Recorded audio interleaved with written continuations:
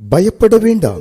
எந்த போராட்டம் நம்மை மேற்கொள்ள துடிக்கிறதோ அந்த போராட்டத்தை மேற்கொள்ளக்கூடிய சகல திராணிகளையும் நமக்கு தந்து வெற்றியின் பாதையிலே கர்த்தர் நம்மை நடத்துவார். யோசுவா 8:1 கர்த்தர் யோசுவாவை நோக்கி, நீ பயப்படாமலும் கலங்காமலும் இரு. நீ யுத்த ஜனங்கள் யாவரையும் கூட்டிக் கொண்டு எழுந்து ஆய் பட்டணத்தின் மேல் போ. இதோ ஆயின் ராஜாவையும் அவன் ஜனத்தையும் அவன் பட்டணத்தையும் அவன் நாட்டையும் உன் கையிலே ஒப்புக் கொடுத்தேன். அன்புக்குரியவர்களே, ஒரு சிறிய பட்டணமாகிய ஆயின் மேல் யுத்தம் செய்ய யோசுவாவும் ஜனங்களும் போன போது அங்கே தோல்வி முகத்தை சந்தித்தார்கள். காரணம், தேவனுக்கு பிரியமில்லாத ஒன்றை செய்ததினாலே வெற்றி கிடைக்காமல் போய்விட்டது. இதன் நிமித்தம் யோசுவா மிகவும் கலங்கி வஸ்திரத்தை கிழித்துக் கொண்டு ஆண்டவர் பாதத்தில் விழுந்தார்.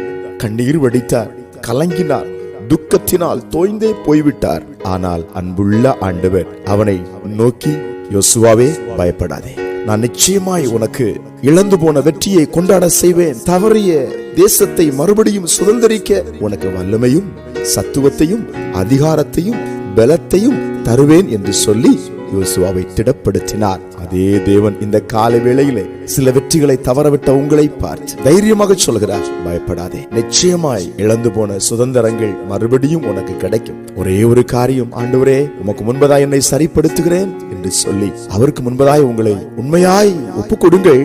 உங்களுக்கு அவர் வெற்றியை கொண்டாட இன்றைக்கு அருள் புரிவார். நிச்சயம் நிச்சயம். ஆமென். ஜெபிக்கலாமா? அன்பின் பரலோக பிதாவே, ஜெபத்தில் இணைந்திருக்கிற பிள்ளைகள் இப்பொழுது வெற்றியை கொண்டாடும்படியான ஸ்லாக்கியத்தை பரத்திலிருந்து அனுப்பி வைப்பதுக்காய் ஸ்தோத்திரம். அவர்களை பலப்படுத்துவதுக்காய் ஸ்தோத்திரம். இயேசுவின் நாமத்தில் ஆமென்.